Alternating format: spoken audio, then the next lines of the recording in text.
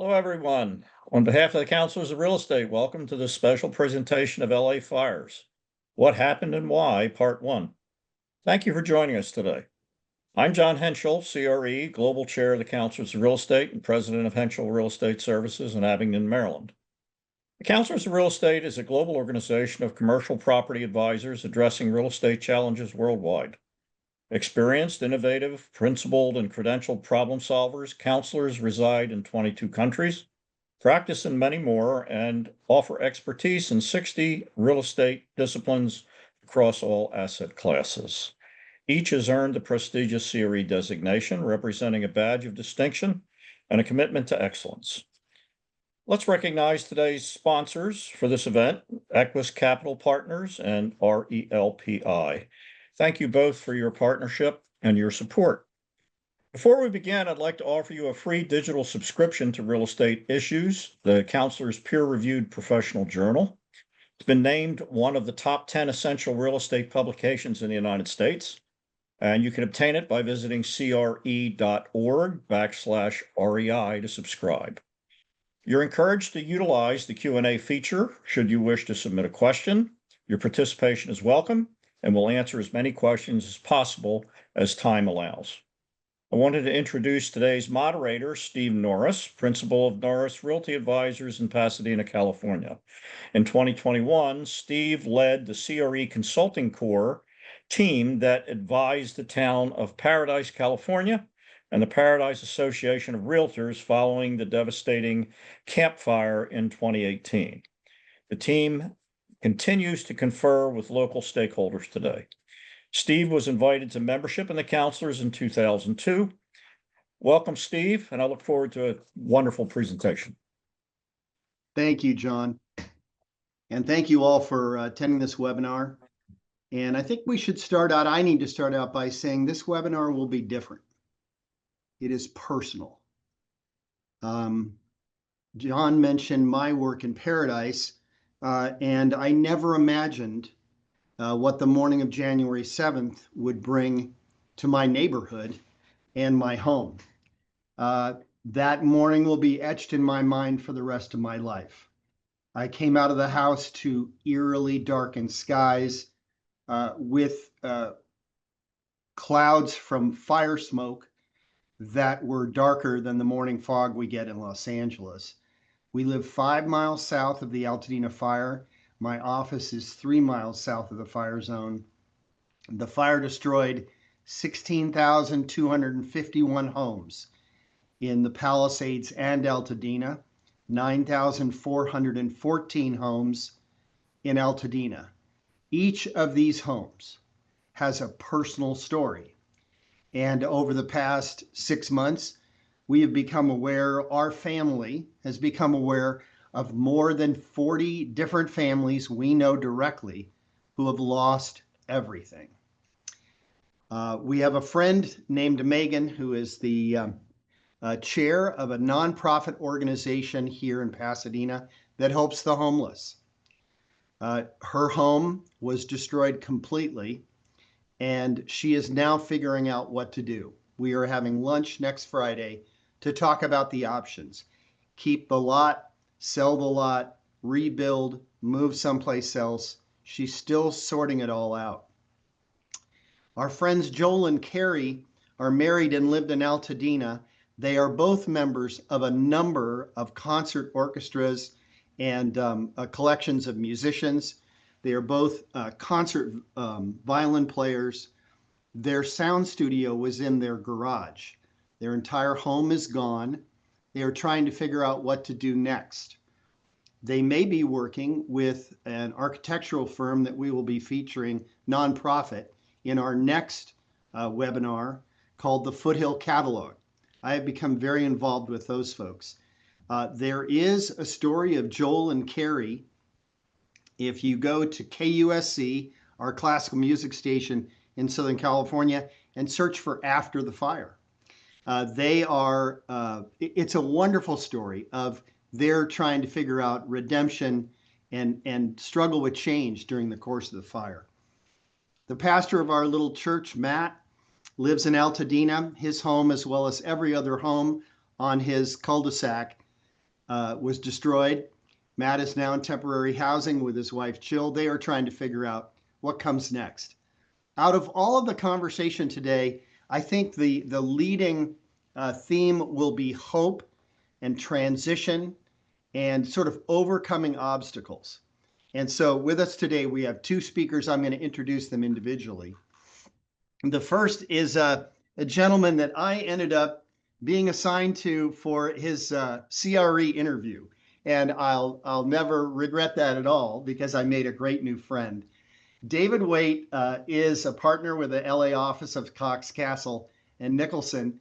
And he is sort of the guy with all the tools in the tool bag for real estate entitlement, environmental, transactional, all sorts of different things. And he has a specialty in working with what is known out here. The long form name is the California Environmental Quality Act. Here we just call it CEQA and everybody knows what it is. He is also a fellow of the American College of Real Estate Lawyers. He is a ULI governor. And we are really tickled to have him here to talk specifically about the work that he has been underway on since probably the day after the fire. And so I'm going to let David run with the ball. He can talk about the work he's been doing, what he's been learning. David, glad to have you here.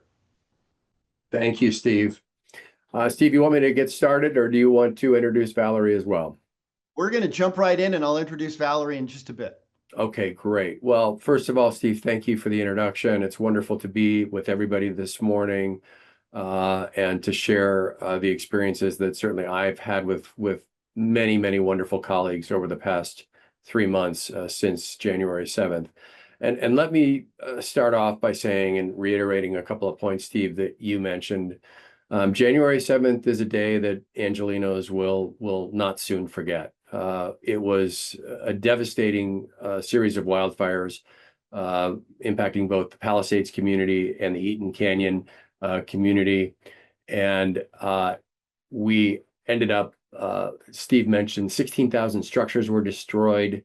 Approximately 12,000 of those were single family homes.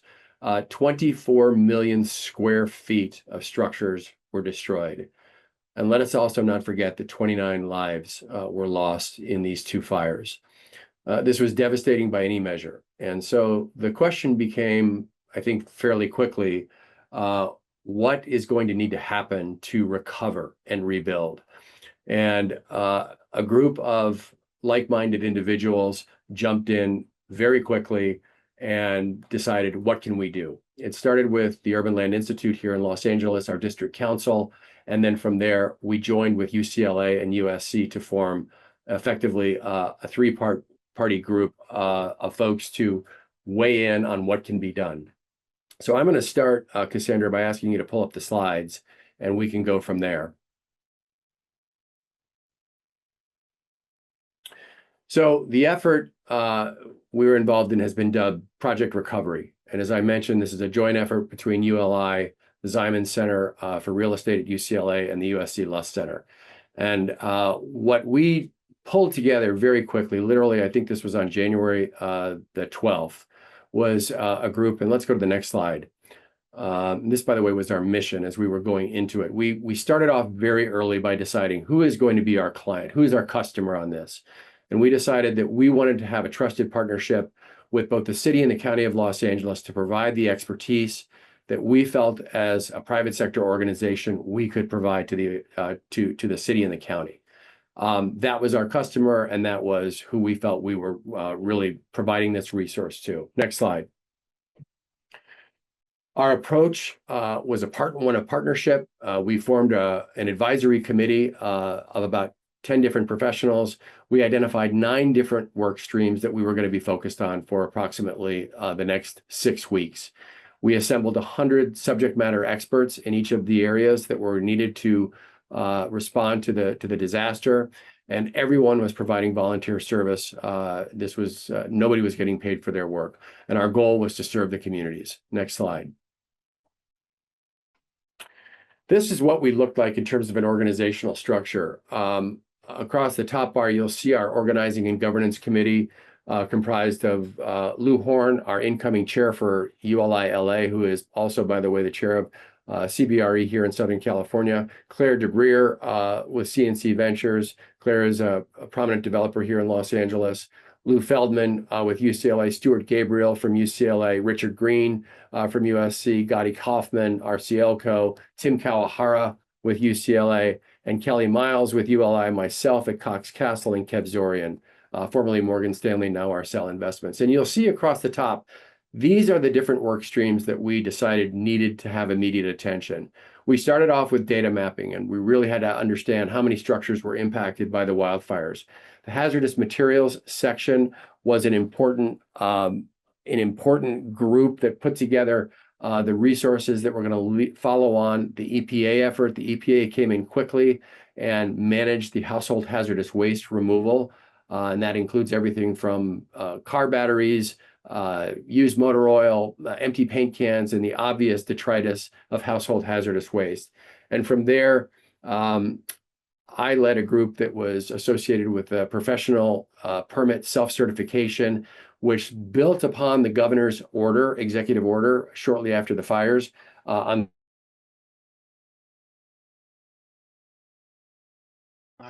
think we may have had a sound loss or data feed loss on David. I'm not sure if that is just me or if other folks are experiencing that. Confirming I'm experiencing it as well. Okay, right. So then I think he'll rejoin us for a minute, in a minute is my guess. And we will sort of, this is the part where I tap dance and you're entertained. But I can just comment here. This ULI study is available. We will get you links if you need them. I have one here. I have a copy of it here in my office. And it is really a comprehensive overview of everything that needs to be addressed in the fire. And I think what we're going to do now is I'm going to do a sort of a slow invite or introduction rather of Valerie and see if we can have her jump in at this point.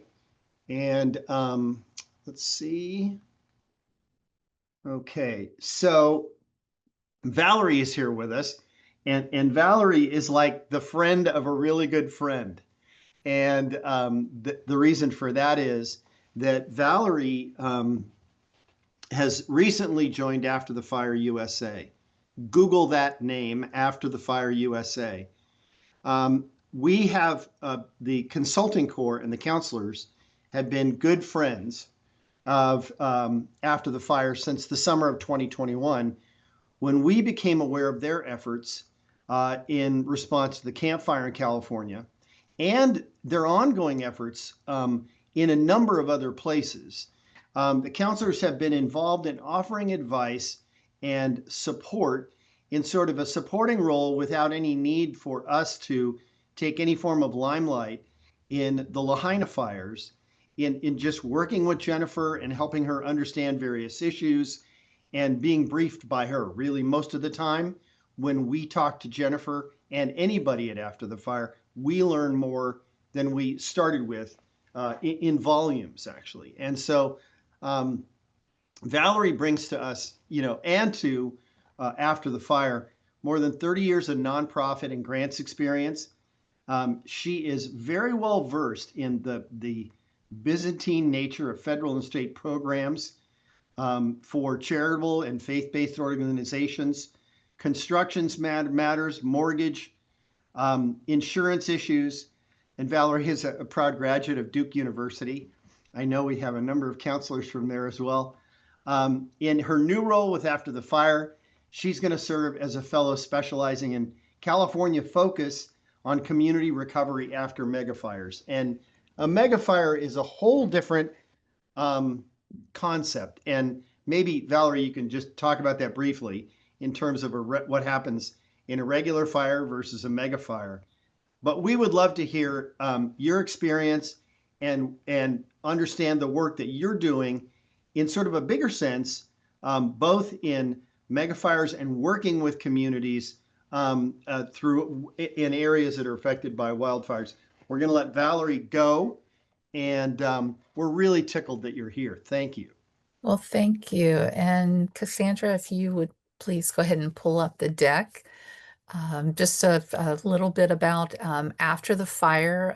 It really is a focus on empowering the community because, as Stephen said, the impact of a mega fire, it far exceeds what a jurisdiction can do. Sometimes it exceeds what a state can do as far as having the understanding to navigate it. And so it puts it into a different tier. And so you really do have to share everything, all those best practices from across. Our work really focuses on helping the community and the leadership that's supporting those individuals who are impacted. Next slide.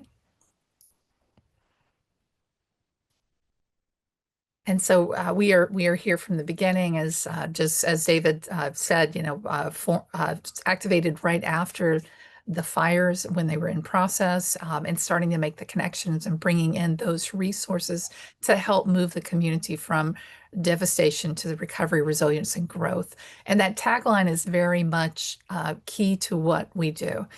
It's not just recovering and rebuilding, it's reimagining what it can be. And I think that's one of the takeaways from the mega fires that Los Angeles experienced, is that this is an opportunity in the state, in the county, with our insurance affordability and availability crisis that's been playing out over the last decade, to reimagine what rebuilding looks like, to make it sustainable, to make it resilient, and to set a bar that homeowners are in partnership with the jurisdictions, with government, with insurance companies to make sure that this ecosystem works. Next slide.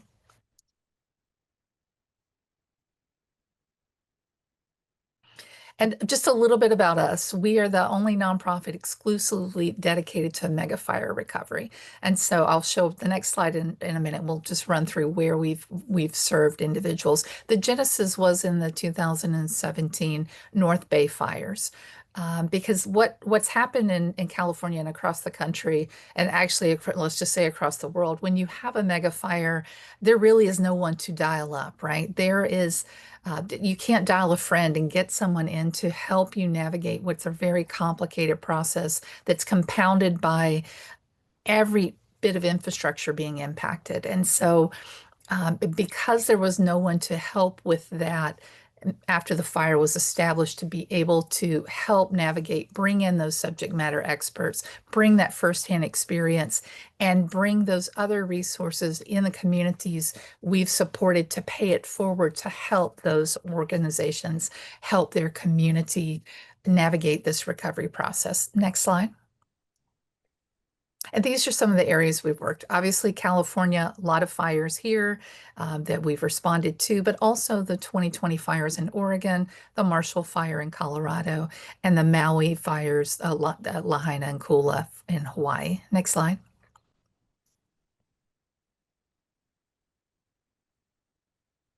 And I think if you hit it again, it will have some text pop up. And so this, yeah, thank you. This is the core of what we've learned in our work, right? Disasters reveal two things. There's this core humanity. It is really, while a lot of the focus is on cleaning up damage, figuring out the finances to make it work, it is people helping people to connect, to get home. It provides opportunities for innovation, following those best practices. I will say with the Los Angeles fires, we are seeing tools created that will be in future disasters toolkit moving forward.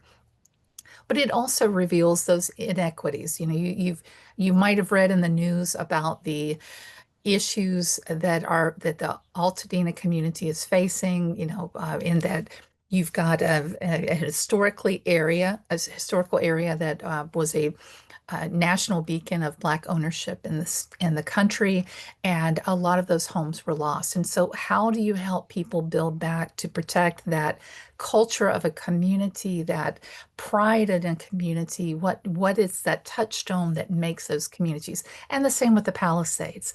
You know, there's this perception that these areas are because it's LA and it's close to the ocean.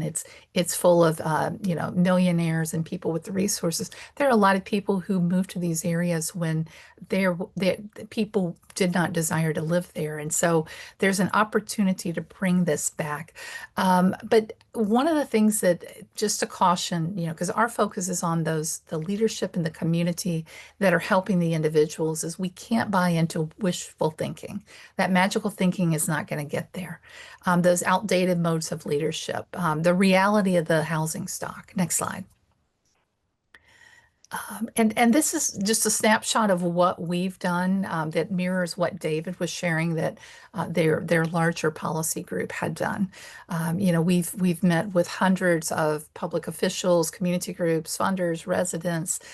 We've helped create that pipeline. If you look in the bottom right of that slide, you see the block captain model that the Tubbs fire in 2017 perfected, that we amplify and elevate to help people understand that you have to create that two-way communication, because those elected officials, those government departments doing the work to help lay the framework for those individuals rebuilding their homes, they need to have that two-way communication happening. And those block captains are key to that. And this a little bit more about us. We've been bringing a delegation monthly with subject matter experts since January, where we learned from survivors. We shared insights from those experts from previous mega fires, survivors, communities, and then supporting them as they're navigating this. Next slide. And as David mentioned, this is just that snapshot of what, the stats that we have, but also how the community-driven recovery is going to look. So of all those homes lost, this is 12,000 individual struggles to get people home. This is over 1,200 families without a pathway home because they're uninsured. And here's one of the challenges we see in the community is we're focusing on these higher level pieces of, what the rebuilding path looks like. Are you undergrounding utilities? All of these pieces, bringing the Delta Fund in, all of these things that we're talking about. What is the community's vision of success? How are they going to measure that? And it varies greatly depending on the disasters we see. If you can go back to that slide, please. Sorry. Is it going to be units of housing, units of affordable housing? Is it getting the same people home? Are we looking at converting renters to homeowners, protecting the culture of these communities? That visioning still needs to happen. There are pieces falling into place, but we're not there yet. And this slide that you see is one of our new favorite partners in the Los Angeles fires, the SE Justice Project. They're in Pasadena, and they are very much focused on imagining what that looks like. Next slide. These are the best practices we recommend. Obviously, my slides were meant to follow David's, and so they might not quite mesh with what you're seeing. But we want to see survivors centered in the work, listening to the community, acting with integrity, avoid re-traumatizing people. There are 12,000 plus households that have to rebuild. Let's get this right. Defining that measure of success, I've already talked about, being thoughtful to innovation, in how you roll it out. There are a lot of best practices that jurisdictions, Maui has shared, Sonoma County, others have shared, and taking those into it to keep it simple from the survivor standpoint. Because the systems to navigate are not easy. Most of these people did not ever plan to build a home, much less rebuild a home. They bought a home, they love their home. And so making this so we support the families returning home by creating these systems that do that work on the back end in the rebuilding process, in the insuring process, to make sure that their path moves forward more smoothly. Next slide. And this is just the hope, right? Everyone, that from the ashes, people will rise. And I think that is it for me. Yes. Thank you. And I believe David is back on, Steve, and I will be quiet now. David is with us, I think. I am back. It's a miracle. It's an internet miracle. Steve, David will let you pick up. Yeah, Technology was not our friend this morning, Steve. exactly. I'll let you just continue right on where you were. you can get us to the right slide. And, look, let's give you another 15 right now Great. and kind of jump in and talk about your work. Thank you. Perfect. Thank you, Stephen. Again, my apologies for the technology glitch this morning. So I think a lot of what Valerie and I are talking about, there's a lot of overlap in terms of the work streams here. I was going through, I think where I was when we left off, I was talking about our professional self-certification program that has proven to be a successful effort on our part, and I'm going to get into that in just a minute. We also looked at supply chain in terms of both materials and labor, and trying to figure out, and remember, 12,000 homes, the estimate is there will probably be at peak about 300 permit applications per month in the Palisades and Altadena. There could be as many as 1,000 homes under construction simultaneously within a 2 to 3 year time frame. So the supply chain for both materials and labor becomes really important. We looked at very closely at insurance reform, and really there's two prongs to that. One is not only the recoverability of insurance for homeowners who lost their homes, but also reforming the California insurance markets to bring insurers back into the state of California to allow for market price risk associated with the burn zones and wildfire areas, and looking at a kind of a holistic view in terms of how California can be competitive in the insurance market. The rebuilding effort, what we call the vertical rebuild, was another really key part of what we looked at. And the idea here, and I think this aligns with what Valerie had mentioned, is many of the homeowners are going to be underinsured. So in many cases, homeowners are going to be required to either increase the debt that they have on their property or take out new mortgages. And so the rebuilding effort from the standpoint of cost per square foot really becomes important. And, we've heard numbers as high as $1,200 a square foot or more for custom rebuilds to creating a much more affordable rebuild option in the area of $400, $500, and $600 a foot. And that's all part of the vertical rebuild and creating that optionality for homeowners, which is a combination of both production housing, semi-custom, and custom. So a group called the Builders Alliance, which was formed about 2 months ago, has come together with both public and private home builders to really provide that optionality with essentially pre-permitted plans that can be utilized to shorten the time frame. The finance piece, again, because there is going to be a gap in terms of insurance and what homeowners are going to be required to pay, became an important piece from the standpoint of finance. And then last but not least, infrastructure. We looked very closely at the rebuild for water and sewer that were damaged, undergrounding, electrical, and the like, because if you're rebuilding these communities, it becomes exceedingly important to do it right and make it better. So those were essentially the work streams. Let's go to the next slide. The key recommendations that we emerged with on hazardous materials, we strongly advocated for consistency in standards, whether the US EPA and the Corps of Engineers are doing the work or whether homeowners are hiring private contractors to do the remediation work. There needs to be uniformity in the standards that are applied for the removal of hazardous waste and other hazardous materials. We strongly advocate for confirmation sampling. Even after the Corps has exited and they have completed the scrape at 6 inches, we believe that there needs to be a program of confirmation sampling. The lending community is also embracing that. And so the idea here is that you go back and you confirm that in fact the hazardous materials were removed.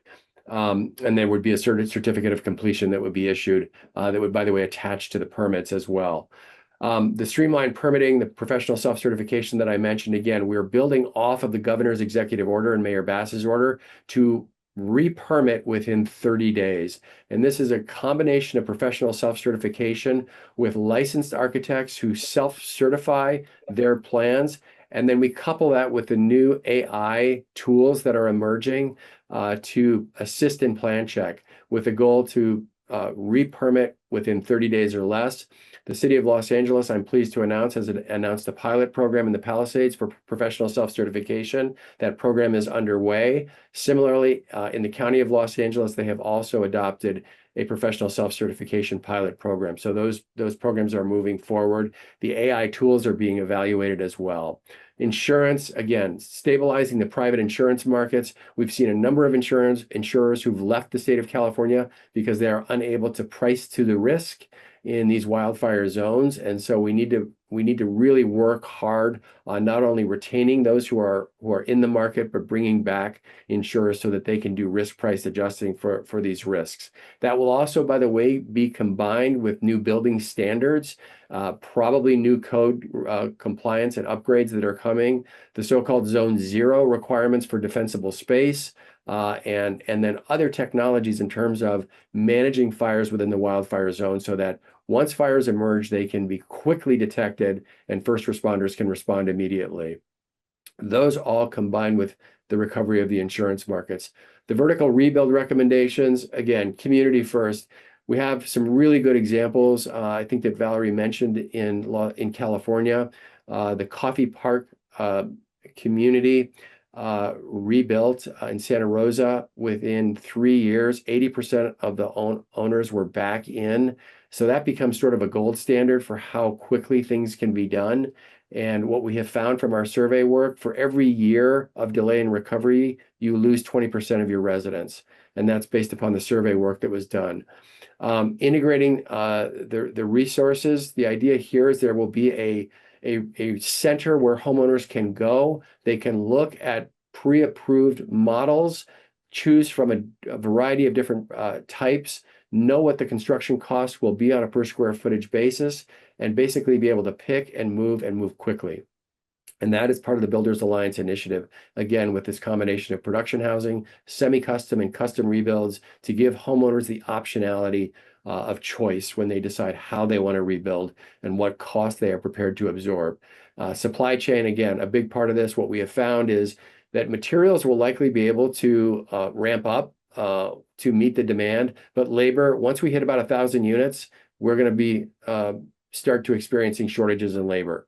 And so we're going to have to figure out that from the standpoint of engaging labor from other parts of the community, both throughout the state of California and also potentially outside the state of California to come in and assist with the rebuild effort.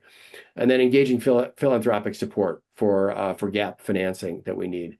The financial strategies, again, here, combining the public, the private.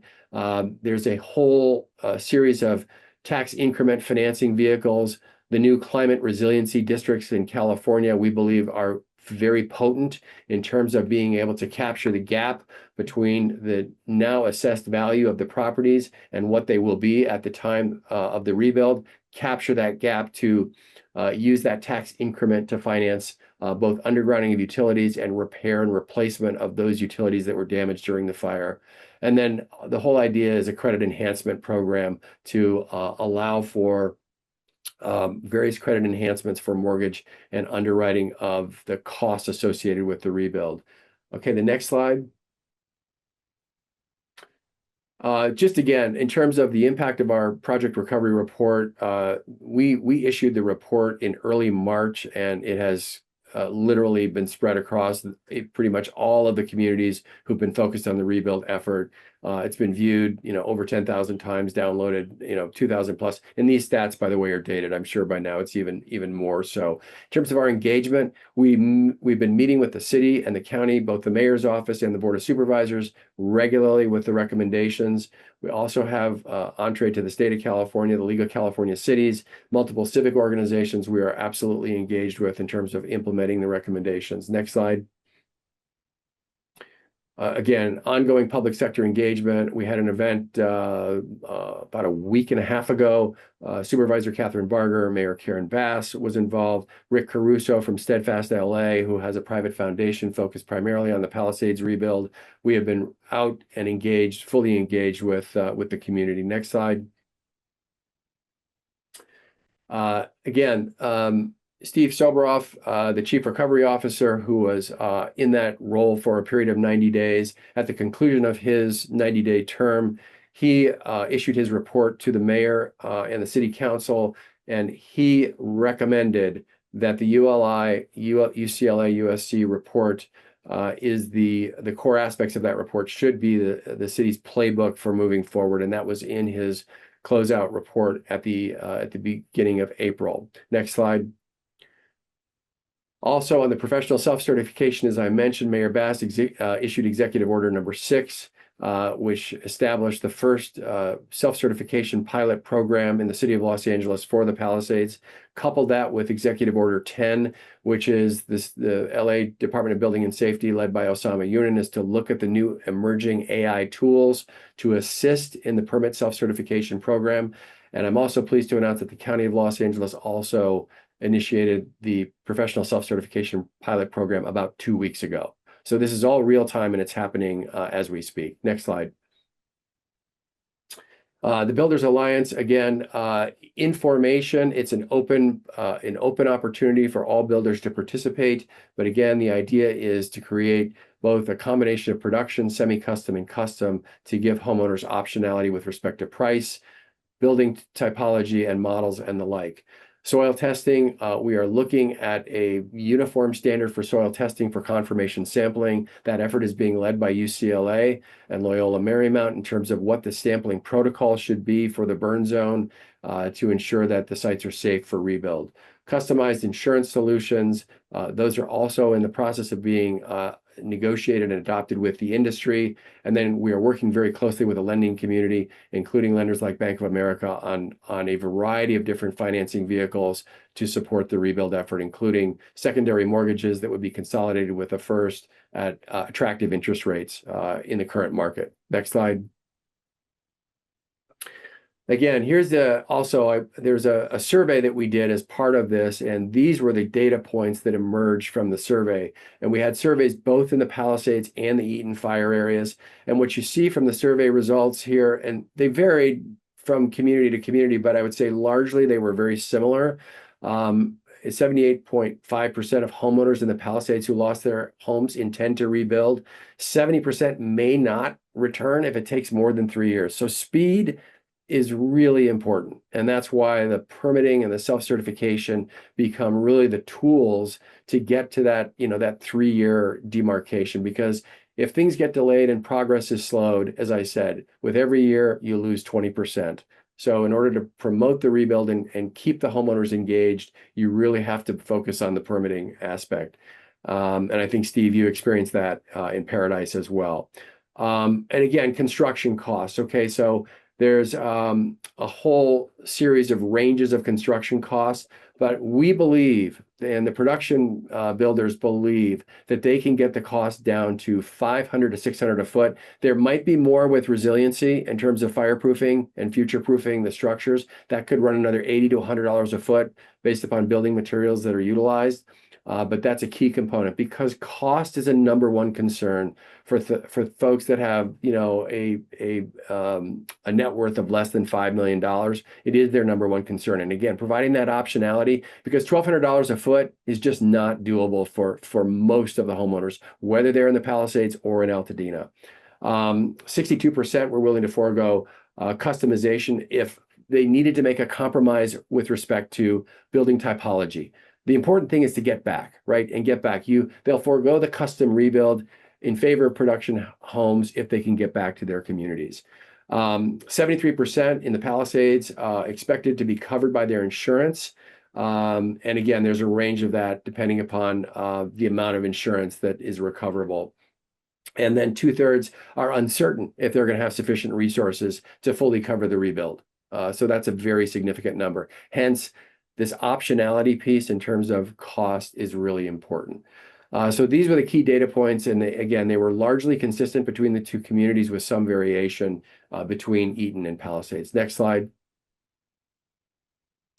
The other collaborative organizations that we are working with, in addition to the ULI, USC, and UCLA, LA Rise is a group led by Mark Walter, Magic Johnson, and Casey Wasserman, Fire Aid, the Balmer family, The Leadership Council, led by Patrick Soon-Shiong, is also actively engaged. Steadfast LA, founded by Rick Caruso, again, largely focused on the Palisades rebuild effort. Altadena Recovery, led by Supervisor Catherine Barger in the rebuilding of the Altadena community. Department of Angels, and then, of course, the Blue Ribbon Commission, led by Supervisor Lindsay Horvath, and focusing on sustainability and resiliency. So we are collaborating with all these organizations in terms of the rebuild effort. Next slide. Again, our goal is a long-term goal. We are going to continue to stay engaged with the city and the county as we move forward. It's by no means static. It's ever changing. There's always new information. And so we're adapting and modifying as information comes to light and new information emerges. So we are kind of in this for the long haul, and we are continuing to stay engaged on all aspects of the cleanup, the remediation, the professional self-certification, the Builders Alliance, the insurance solutions that we are advocating for, and then, of course, the financing mechanism as well. Next slide. I think that is it, Steve, in terms of my slides. Thank you very much, David. We've got some questions, and Valerie, you could join us as well here too, because you might have some input on these from your perspective at After the Fire. And so the questions we have are kind of interesting and core to the problem. And the first one is, will LA have the capacity to self-certify if the rebuilding picks up in scope? And will self-certification be able to handle new building codes? How's that going to work? So the whole idea is that the AI models will update and be upgraded in real time if codes change and building standards change. So the professional self-certification program through the licensed architect and the AI models, it will absolutely stay current as building standards change, as codes change. From the standpoint of will there be an ability to keep up? I think, I would kind of flip the question on that a little bit. Clearly, the city would not be able to keep up without professional self-certification. Normally it takes about a year in the city of Los Angeles to permit a single family home, literally 1 year. We are getting that down to less than 30 days. I mean, and it's happening in real time with these pilot programs. So the one piece of it that I will say is an important piece is inspections. So, the number of inspectors that are going to be required to do the inspections, particularly coupled with the professional self-certification, we believe, and we are advocating for a dedicated inspection unit that is trained in the AI models, that is trained in the professional self-certification program. This can be outsourced. And so the idea is that the inspection program will be coupled with the professional self-certification to have those inspections occurring in real time using the AI model. So literally the inspector can go out there with a tablet and look at the approved plans, look at the specifications, and make sure that the buildings are being built in accordance with the approved plans. The other thing that we're advocating for, by the way, is randomized inspections, kind of audit inspections as part of the professional self-certification to ensure that the program is working as intended. And so that could be as many as 10%, by the way, of the structures that would be audited for inspections. So yes, I think that there will be the ability to keep up with the demand. But as I mentioned, the 1,000 units being rebuilt simultaneously at one time in each of the Palisades and Altadena communities, I think the bigger constraint is going to be labor. I think that the permitting will likely be able to keep up with the demand, but I think labor is going to be a real challenge. Well, and to piggyback on that, you've got the reality for the homeowners, right?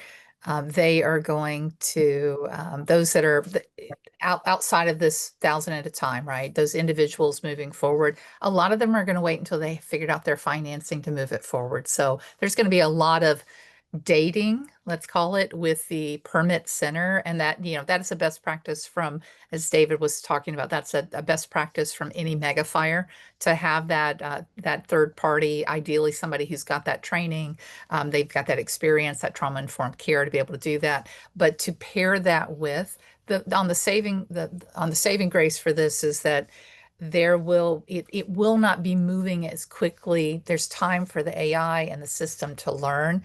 It's not like you're going to have 5,000 people queuing up for permits in the next 3 months. right? Right. There's time there. Most mega fires, you're looking at year 2. It picks up as people handle their finances. So if you go to like the United Policyholders website, you can look at surveys from multiple years of post-fire wildfire communities and how they're moving forward. And most of them have not settled with insurance by the end of the year. And unless they are independently wealthy, they are not going to move forward until they've secured or at least got a handle on their financial picture. So I think there's time for that to work. But as David said, that labor is going to be it's going to increase costs.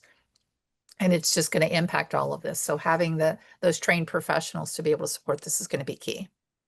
Right. Yeah, and that's Valerie, right. that's interesting in terms of the fires the fire we dealt with in Paradise was not in a metropolitan area. I think there's a lot of difference when you have a tragedy like this happen in a dense urban area with a lot of planning infrastructure. David, you had a comment. Yeah, I was just going to say the estimate of 300 permit applications per month in each of the Altadena and Palisades communities, that's, as Valerie mentioned, that's a ramp up. It's not all of a sudden we're going to hit 300 permits. It's going to be, 20 going to 60, going to 80, going to 100 over a period of months. And so I think we will be able to adjust to that from a permitting standpoint. But remember, by the way, both of these programs are pilot programs. They are intended to kind of be learning exercises because we want to make sure we get it right. And there are going to be adjustments to it as we move forward. Right. But Steve, I got to be honest with you, there could be some really, really positive silver linings in terms of how we permit in the state of California if this program is successful. I totally agree. And I have to tell the audience that's not from California, what I've seen occur with this 30 to 35 day turn is a bureaucratic miracle in my mind. I was at a dinner meeting where LA County Supervisor Chair Barger spoke informally to a group of people here in Pasadena a couple months ago. And she told a story of a family on the first 2 days who showed up at the new permitting center for the Altadena fire with complete plans ready to go. And they submitted them to the planner at the counter and asked, how long do you think it's going to be? And the planner said, well, they're pushing us to do 35 days, but it's more like 9 to 12 months usually. And she paused and she said, that planning person is no longer under the employ of the County of Los Angeles. Paused again. It is 30 days, people, and we're not kidding. And she means it. And to me, in my experience in Paradise and just my general practice in working with city halls everywhere, this is miraculous and a really interesting thing. David, you touched on labor issues. We do have a question exactly about that. And this relates to what we've also been experiencing, unfortunately, in Los Angeles this week. The current climate of deportations is seriously affecting the construction labor sector. What impact is this going to have on supply chain and increased construction labor costs? Now, I know neither of you have, oh, yes, here's the answer, and I have the math. What are your thoughts about what this implies? Well, I mean, we all can see what's going on in Los Angeles this past weekend as we speak. I mean, the federal policy is certainly not encouraging of maintaining a robust labor supply. So I don't think that there is any appetite at the federal level to reform our current immigration policy to allow for more workers. I just don't see that in the cards anytime soon. So the question then becomes, where are we going to be able to source labor in light of, the fact that we have a shrinking supply of labor, both skilled and unskilled. And the question is going to be, where is that going to come from? And Steve, I don't know the answer. Well, I'll give you an example from the 2020 fires during COVID and in impacting some areas that were hard hit, but also very isolated. So that model in an urban area, I don't think we would look for it, but what happened with the 2020 fires in Colorado is the cost increased because now you're having to bring crews in on a weekly basis. You've got transportation costs, housing costs. It bumped the cost of rebuilding up, 15 to 20% because now you have this overhead of people who don't live and work locally. And then we're going to have a learning curve on getting them up to speed on building here. But if you're having to import labor, it is going to bump costs tremendously. And then we have quality control issues that we're going to have to watch. Yeah, exactly. David, I remember you saying earlier in a conversation we had about the issue of labor and maybe on-siting some of that labor. Talk a little bit about what you've heard talked about in that area. So I think the idea is that, you want to try to create effectively staging areas for both materials and labor. And so there may very well need to be temporary housing set up at certain locations to accommodate the large group of laborers who are going to be needed to participate in the rebuild. Layup areas for materials. There's a bunch of sites that have been identified as potential areas for materials. And we're starting to also look at sites that could be available for temporary housing to support laborers, because the Palisades is, I think, a little different than Altadena in that you have very limited ingress and egress in terms of access. And you just think about the number of construction vehicles, workers who are coming in and out, and limited access and a limited ability to access a street system and a network to access the sites that are being rebuilt. So the whole infrastructure piece to support the rebuild effort is part of what is being looked at. And it's both labor and materials and housing and temporary housing. And again, just, people, driving from different parts of the region in Los Angeles to either the Palisades or Altadena is going to also create lots of traffic impacts. So I think the idea is that you're going to house those who are working on the rebuild in close proximity to the rebuild area. That's at least the idea, Steve, in terms of what's being looked at. And that's very similar to what the volunteer nonprofits are looking at. Their Mennonite Disaster Service and those groups that do uninsured home rebuilding, they're doing the same issues. They're looking at sourcing, warehousing, and then having those volunteer workers from across the country locally based so that they're not creating road jams. A question on the building code issue, and this is for clarification. Is fireproofing now mandatory in the current building codes? And what is the status of that? Because I know this sort of hardening of structures has been a big issue. Yeah, well, 7A only applies to the wildland urban interface communities. So the building codes currently, unless they fall into that area, it is not applicable. You could build to that standard, but insurance is not going to pay for that if it's not a required part of the building code. Ordinance and law coverage will not include that. And let's just call it, there's no fireproofing. It's the home hardening really is what we're looking for, because there is no 100% solution. But if the new building codes are coming in, they're going to be applicable at whatever time they take effect. However, there's some, as David mentioned earlier, there's some innovation happening in this space with the Resilient LA. Their Delta Fund is meeting the end of the month, and they're talking about precisely that, encouraging homeowners to do that extra work to make that home as prepared as possible. And knowing insurance is not going to pay for that, looking at bringing in various forms of capital to support that so that what is rebuilt is as safe as possible. Yeah, so Steve, there's a lot of discussion in this space, not surprisingly. You got to remember the fires, the wind-driven fires, there were embers the size of softballs that blew 2 miles from the wildfire zone. So the wildfire interface in terms of how you define that spatially is a large zone, right? It is a very large zone when you have wind-driven fires. And so the idea that you're going to create buffers, I think is probably not ultimately going to be the solution. So the solutions are going to be how you actually rebuild structures in a way that they are more resilient, that they are more resistant to fires. And that's a combination of building materials. There is a proposal called Zone Zero. Zone Zero will establish a variety of buffers, and one of the proposals is that there's a 5-foot perimeter where there will be no vegetation that's flammable, no fencing material, no wooden structures, and then again, the next zone out extends to the property line. And so you have a question about, well, what about out structures such as sheds and the like? And because again, if they're wood, they potentially are ignitable and flammable. So there's a whole sort of series of resiliency proposals that are being evaluated. Some of them are very controversial. Landscaping, some have argued actually when it's green and lush may actually be a buffer and a barrier for certain types of fires. Whether I agree or disagree with that, I don't know. That's a science question.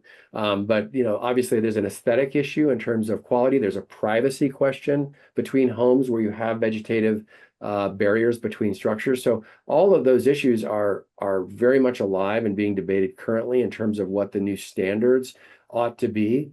The bottom line is this is going to be holistic. We've also got to look at the actual forest area as well in terms of what we're doing to manage and maintain certain areas with respect on that interface where they do pose risks. And there's a lot of new sensor technology that can be implemented to detect fires immediately. And then what about infrastructure to support the resources? We learned a lot from these fires. We had a reservoir that was down in the Palisades. We, in terms of deployment of equipment and in terms of resource, we learned a lot. But the whole idea of resiliency is not just one thing. It's not just building materials. It's not just buffer zones. It's a lot of things, right? And it's everything from, disaster preparedness, first responders, new technology, new building materials, some buffer, some logical amount of design changes in terms of the interface between the roof material and the wall, where the soffits actually were very vulnerable to wildfires. So again, lots and lots of resiliency discussion. What ultimately emerges, we shall see. But I think clearly there is a desire to do it better. We're going to build back better. And undergrounding utilities, right? We've got to look at undergrounding utilities. To not underground utilities is, in my mind, a lost opportunity at this stage. We've got these communities, they're decimated. You've got to go in and redo infrastructure. This is the time to do it. And so we really have to look at that as well. And you've got the carrots, right? You've got insurance. So you've got the Safer from Wildfire program with the Department of Insurance. So if you do these mitigations, you're going to the 0 to 5, all of these things, you can get that certification, recapturing affordable insurance. The other thing you've got is with the real estate disclosures at the state, they're looking at those wildfire mitigations you've done on a property. So when you're rebuilding, adding those best practices, when you sell that home later, you're checking all those boxes. There are rewards here built into the system now in California. Right. Well, fascinating hour. We overcame the technical stuff, and we're really glad we had you folks joining us. And so we've sort of finished phase 1. Phase 2 is next week. We're going to learn data. What is happening in the market? Are people selling lots? How are they behaving? What does pricing look like in both Palisades and in the Altadena area? We're going to learn more about insurance, which is a major challenge. And I've known about it before it became popular back in 2021 in Paradise. It was a major challenge there. And then a real great look at sort of the practical application of this in terms of rebuilding with the Foothill Catalog folks. They have basically are reinventing the old Sears catalog in Altadena for homeowners to replace their homes in an affordable and really fascinating fashion. So to Valerie, to David, our thanks, and back to you, John, with closing comments. Yeah, thank you, Steve, Valerie, and David. The rate and scope of which Los Angeles will recover are going to primarily be determined by the state of the current infrastructure, the cooperation of the local, state, and federal government, the endowment of the private sector, and the contributions of people like Steve, Valerie, and David. And we thank you for your efforts. As this presentation illustrates, counselors of real estate are inveterate problem solvers who are prepared and equipped to help their clients and employers capture opportunities and devise solutions to complex real estate problems. I would encourage you to consider engaging a designated counselor of real estate when seasoned advice or a solution to a complex real estate matter is needed. Perhaps you might consider becoming one of us and seek an invitation to membership in the CRE designation, a badge of distinction and a commitment to excellence.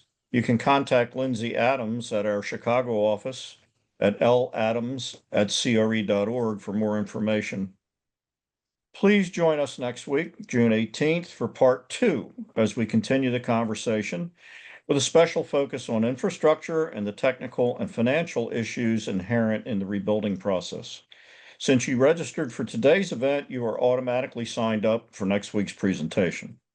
Until then, on behalf of the Counselors of Real Estate, thank you for attending this session of What's Next for Real Estate and the Life Experience. Have a great day.